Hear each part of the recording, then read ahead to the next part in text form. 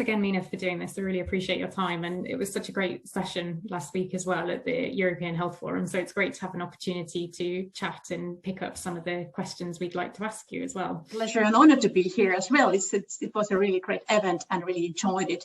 These inspiring discussions with colleagues there.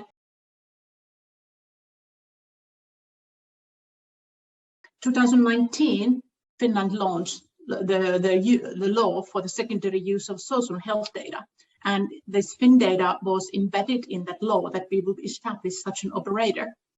And actually, this is now easy access, kind of one-stop shop for researchers, for companies, for policymakers, even for teaching staff to get access to the data from one point. So this is one good example that is already up and running.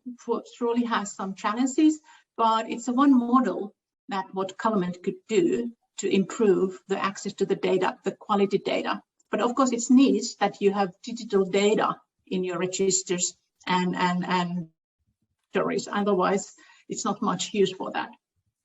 And then another good example, I think it comes from Germany, I would say, that if we want to have the multi-channel participation and approach to citizens, you need to build these digital platforms and digital services.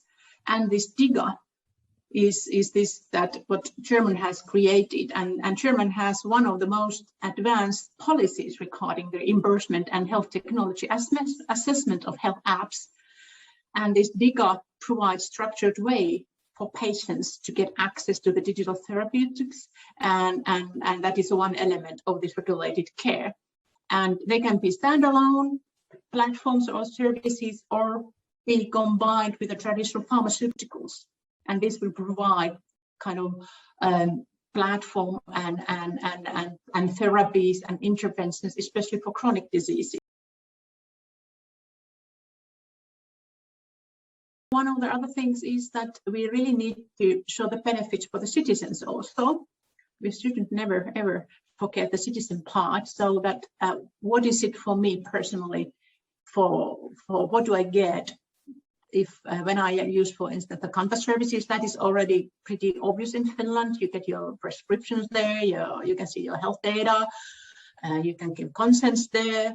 But then the next level is that I can also insert my data. So there is a portal to put my lifestyle data. There is the interconnectivity with the apps and those.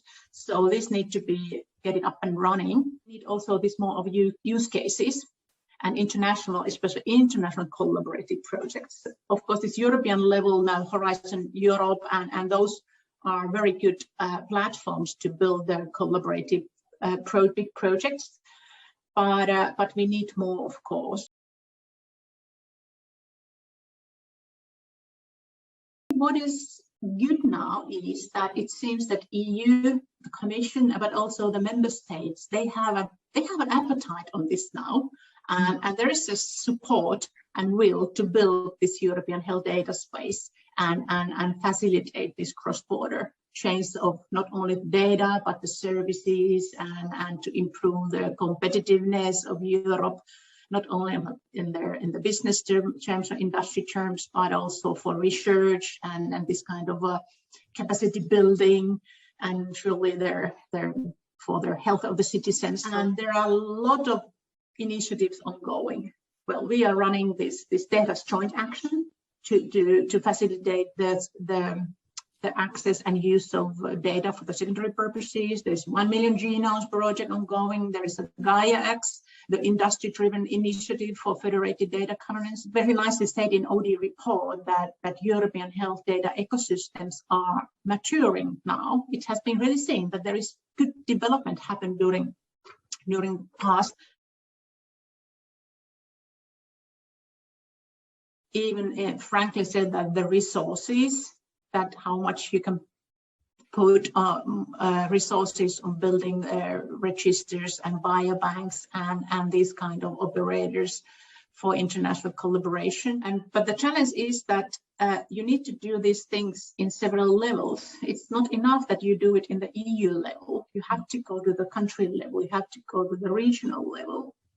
And so streamline all of these different levels and different initiatives. And then even this fact that OD report also confirmed that there is still a lot of variation between countries in their maturity and readiness for this advanced data usage. But I'm positive on this. We are going forward.